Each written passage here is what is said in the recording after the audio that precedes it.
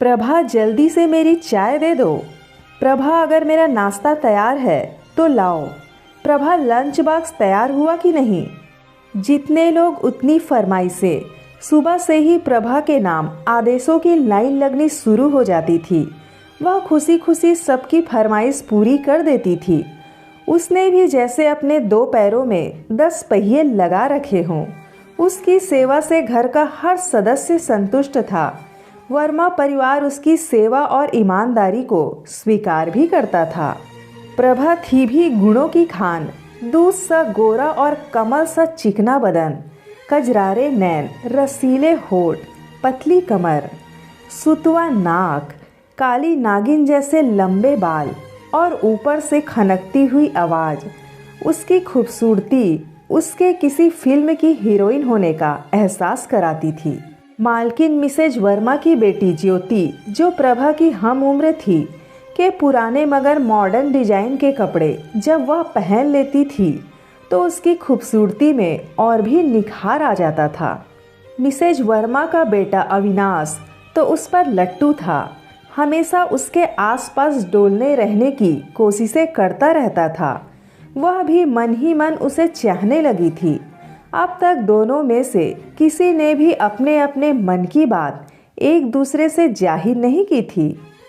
घर के दूसरे कामों के अलावा मिसेज वर्मा की बूढ़ी सास की देखभाल की पूरी जिम्मेदारी प्रभा के कंधों पर ही थी। दरअसल मिसेज वर्मा एक इंटर कॉलेज की प्रिंसिपल थी। उन्हें सुबह के 9 बजे तक घर छोड़ देना पड़ता था। बड़ा बेटा अविनाश और बेटी ज्योति दोनों सुबह 9:30 बजे तक अपने अपने कॉलेज के लिए निकल जाते थे। घर के मालिक पीके वर्मा पेशे से वकील थे और उनके मुवक्किलों के चाय नाश्ते का इंतजाम भी प्रभा को ही देखना पड़ता था। प्रभा सुबह के 8 बजते बजते वर्मा परिवार के फ्लैट पर पहुंच जाती थी। पूरे 8 घंटे लगातार काम करने के बाद शाम के 5 बजे तक ही वह अपने घर लौट पाती थी। उस दिन प्रभा मिस्टर वर्मा के घर पर अकेली थी। बूढ़ी अम्मा भी किसी काम से पड़ोस में गई हुई थी। घर का काम निपटाकर थोड़ा सुस्ताने के लिए प्रभा जैसे ही बैठी, दरवाजे की घंटी बज उठी। प्रभा ने दरवाज़ा खोला तो सामने अविनाश खड़ा था। घर में और कोई नहीं है क्या? अविनाश अंदर आते हुए पूछा। नहीं, प्रभा ने छोटा सा जवाब दिया। कमरे में खुद के अलावा अविनाश की मौजूदगी ने उसके दिल की धड़कनें बढ़ा दी थी। वह अपनी नज़रें चुरा रही थी। उधर अविनाश का दिमाग प्रभा को अकेले पाकर बहकने लगा था। अविनाश ने अपने कमरे में जाते हुए प्रभा को एक गिलास पानी देने के लिए आवाज़ लगाई। वह पानी लेकर कमरे में पहुंची। अविनाश ने उसे गिलास मेज पर रख देने का इशारा किया।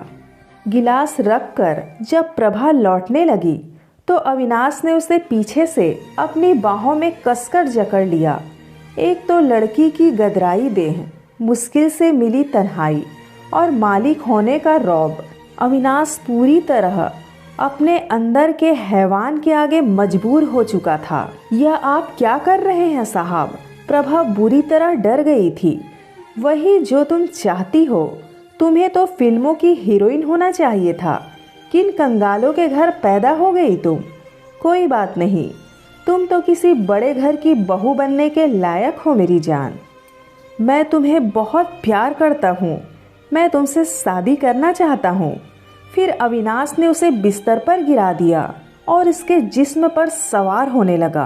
प्रभा पर ताकत का इस्तेमाल करते हुए अविनाश बड़ी बेशर्मी से बोला, पहले अपनी जवानी का मजा चखाओ, फिर मैं तुम्हें वर्मा परिवार की बहू बनाता हूँ।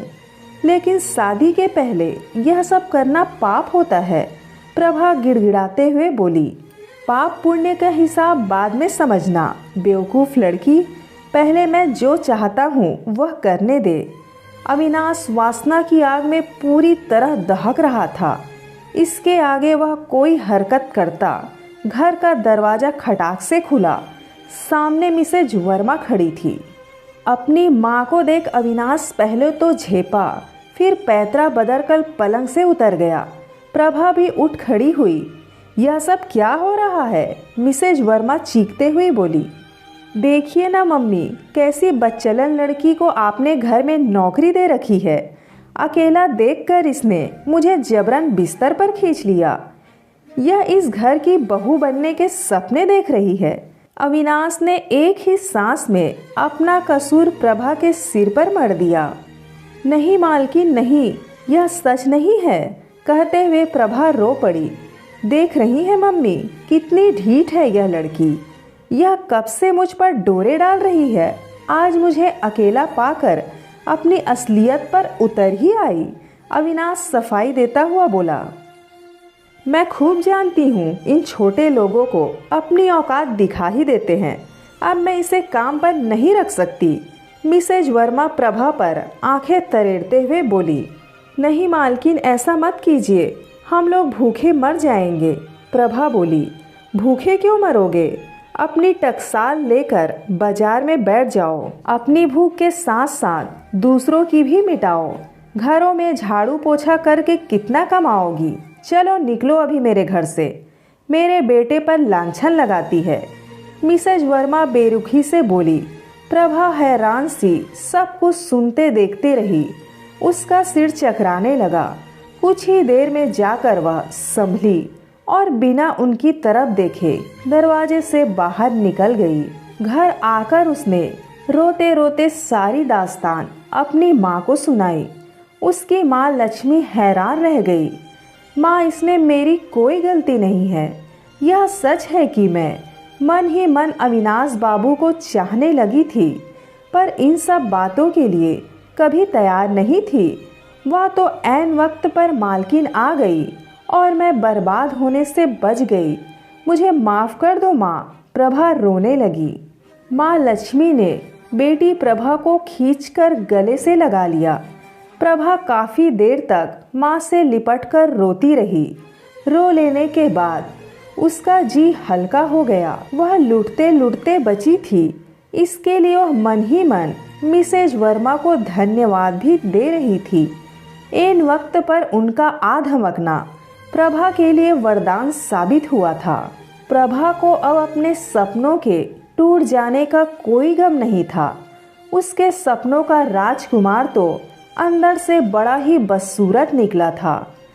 महीने की पगार की आस टूट गई तो क्या हुआ, इज्जत का कोहिनूर तो बच गया। वह अगर लुट जाता तो किस दुकान पर वापस मिलता। इतना कहकर उसकी माँ लक्ष्मी ने इत्मीनान की एक लंबी सांस ली। सो दोस्तों, ये थी हमारी आज की कहानी। इस कहानी के बारे में आपका क्या कहना है, हमें कमेंट करके अवश्य बताएं। और इसी तरह कहानी रोज़ सुनने के लिए वीडियो को लाइक कर दीजिए और चैनल को सब्सक्राइब करके उस घंटी को भी आल पर सेट कर दीजिए, ताकि हर आने वाली नई वीडियो का नोटिफिकेशन सबसे पहले आपको मिल जाएगा। धन्यवाद।